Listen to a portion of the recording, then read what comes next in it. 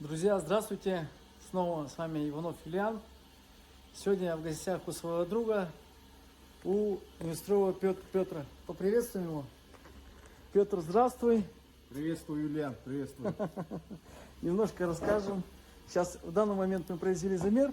Но, ребята, до того, как я начну это снимать, я хотел бы вам рассказать, где я нахожусь. Вот, ребята. Это у нас кузня Неместрова Петра. Но сегодня мы не будем говорить про это. Сегодня наша тема – это стрельба. Как вы знаете, наш народ, саха,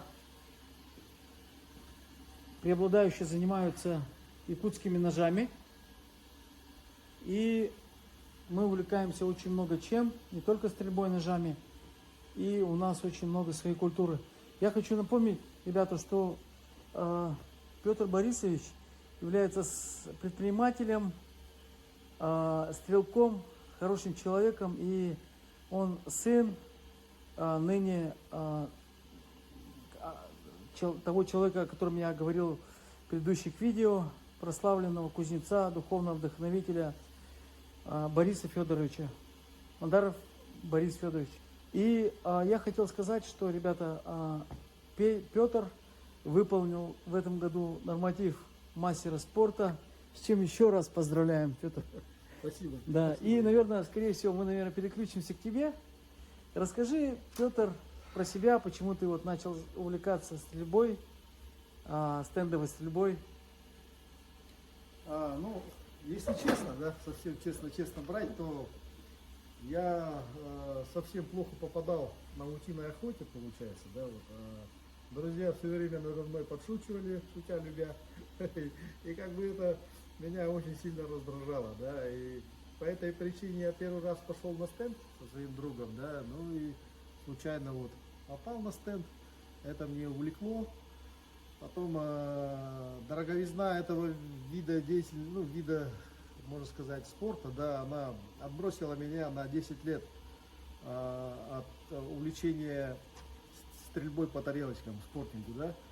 Но спустя 10 лет все-таки мечта осталась, желание заниматься осталось. Я вернулся к этому спорту в 2016 году, да. И, соответственно, я купил себе вот это ружье, ДТ-11, Беретта ДТ-11. Это прекрасное ружье, вот оно в таком вот виде, оно вот довольно-таки у меня видавшее виды, да, вот, цевье изношено, ствол потертый, приклад тоже вот это уже, как сказать, ну... Рабочее ружье? Да, рабочее ружье, везде подправленный, подпиленный. Вот здесь у меня демпфер. Да, вот, то есть это демпфер, он гасит отдачу, то есть по лицу, когда прилетает, она как бы немножко сглаживает эффект сотрясения мозга, да, вот я вам скажу, да. Ну вот. И вот сейчас у меня стоит задача, да, немножко облагородить и обновить свое ружье. Новое ружье по ну, как известным нам всем причинам сейчас купить нельзя и довольно-таки дорого. Поэтому я вот обратился к своему другу Иванову Юлиану, да, чтобы он мне обновил мое дерево. Да, пока остановились только на прикладе. То есть он взялся мне изготовить приклад, новый приклад. Он будет с регулируемым гребнем, с небольшим отводом по поверху и с довольно-таки существенным отводом снизу. Да, и мое техзадание он заснял. Вот оно лежит, все параметры здесь сняты. Ага, здесь размер ладони, размеры отводов, так, вот сам профиль приклада, это все снято, и везде вот эти заметки для его мастера, можно сказать. Вот здесь тоже повторный слепок с этой стороны снят. Ну вот это вот как вот такая вот Рабочие моменты, да? Да, рабочие моменты, да. Ты долго настраивал себе приклад? Ну, скажем так, очень долго. Приклад это такая вещь, где вот каждый раз, сидя зимними долгими вечерами, да, вот, я вот очень много здесь подпиливал. Этот приклад достался мне от ныне покойного Кости Леликова, да, вот он, у него я специально у него купил, чтобы было тело, чтобы можно было его подогнать под себя. Да. А так этот приклад, он изготовление Сабати, итальянского мастера, да, он очень хороший приклад. Здесь было тело достаточное, да, вот, которое мне позволило его подогнать под свою ладонь. То есть вот эта вот шишка больше выраженная, вот эта вот ложбинка, вот эта вот большая, она все была сделана благодаря тому, что здесь было большое тело. Под большую руку он здесь был сделан приклад. Ну, этот приклад отличный, единственное, он как бы выглядит очень нереспектабельно, да, и поэтому я вот решил заказать новый приклад. Я уже теперь знаю, какая мне длина нужна, получается. Знаю здесь вот эти вот параметры, вот этот погиб посюда и посюда, вот я знаю. Отводы, какие мне параметры нужны, вот это я все знаю. Здорово. Да, и это все у нас как бы согласовано с Юлианом и, соответственно, будет сделано. Вопрос, Петр, скажи мне, пожалуйста, как ты стреляешь? То есть какая-нибудь техника у тебя в стрельбе, в спортинге, чтобы ты бы мог сказать про эту область? Или, ну, некоторым, если когда задаешь такой вопрос, для них какой-то некорректный вопрос, когда говорят, какая есть техника стрельбы, какой техникой ты стреляешь. Вот вопрос, какой техникой ты стреляешь? Или у тебя универсальный подход? Ну, я вам скажу, что техник как таковых не существует на самом деле. Техник, ее не существует. То бишь, многие считают, от мишени там, с постоянным утверждением или догонять. Это не техника, ребят. Это не техника, я считаю. Это я не называю техникой. И как бы в эту область, я вам скажу, нужно, мой посыл, да, вот для начинающих стрелков, это надо уравнять скорость ружья со скоростью мишени. Это самая главная задача, которую должен выполнить спортсмен, прежде чем произвести выстрел. Самая главная задача. Так что, уважаемые стрелки и охотники, да, вот, тренируйтесь в стрелковых стендах, больше стреляйте по тарелочкам и, соответственно, обращайтесь к тренерам. Сейчас, благо, их немало в нашей родине, да, и тренируйте, усовершенствуйте свой стрелковый навык, и обязательно к вам придет успех. Ну и, соответственно, вот приклад, вот это вот тоже немаловажная часть, как говорится, ложе попадает. Дуло стреляет, а ложе попадает, да. Вот именно вот. Поэтому заказывайте приклады. Петя, вот такой вопрос. Ты выполнил мастер спорта, как я говорил, с чем я тебя поздравил. Скажи, сколько лет ты шел к этому? Какая у тебя была цель?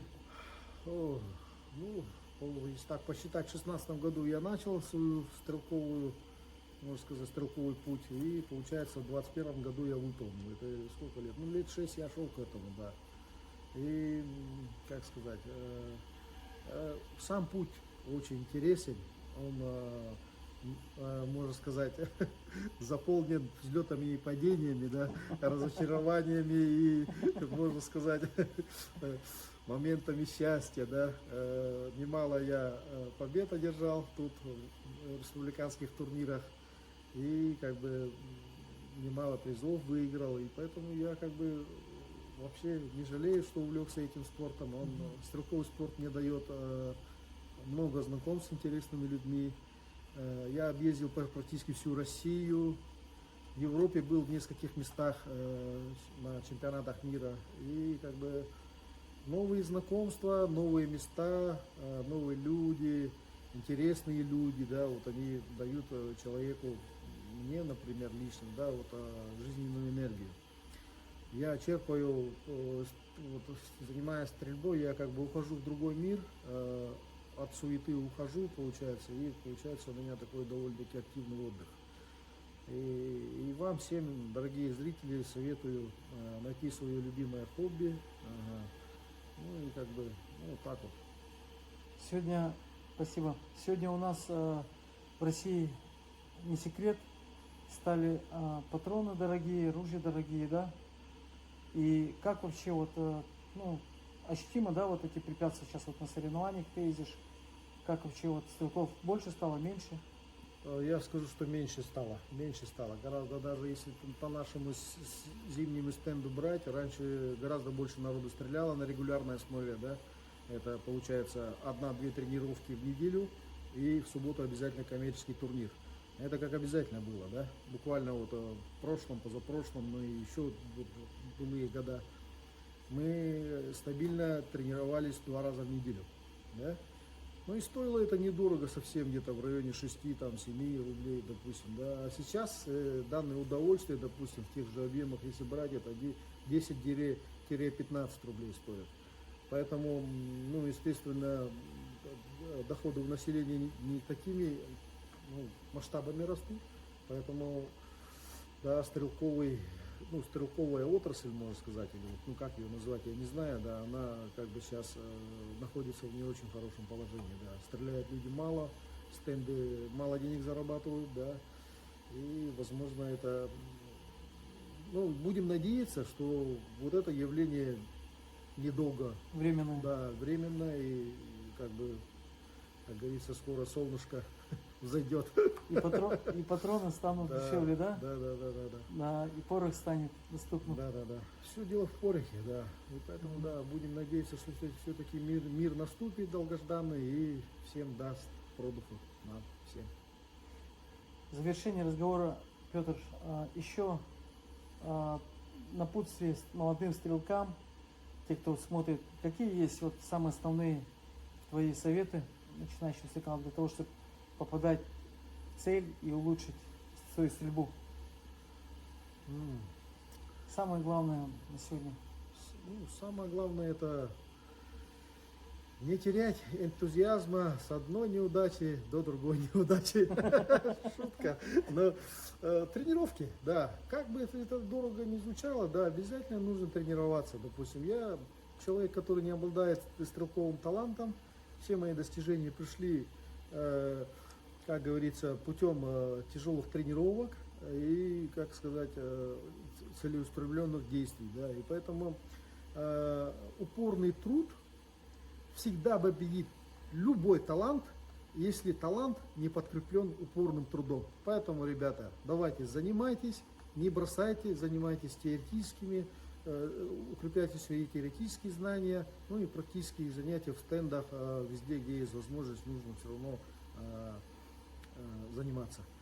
Лучше, как говорится, по чуть-чуть, по 50 выстрелов, но чаще тренироваться, чем, допустим, 1 раз в месяц 200 раз выстрелить. Ну, вот таким вот образом. Поэтому мой вам совет, лучше тренируйтесь почаще, но по чуть-чуть. Но, как говорится, свои тренировки никогда не оставляйте. Как бы там ни было. Так что вот все получится. Друзья, и, наверное, попросим Петра скинуться, показать, как он стоит с ружьем, со спортивным ружьем.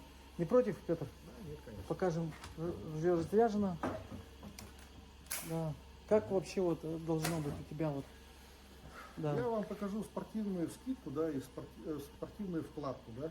Ну, в том понимании, в каком я понимаю, да, как стрелок. У каждого стрелка есть свои особенности при вкладке и при скидке. Допустим. У меня, допустим, это выглядит вот таким вот образом. Я чуть-чуть подаюсь вперед на переднюю ногу.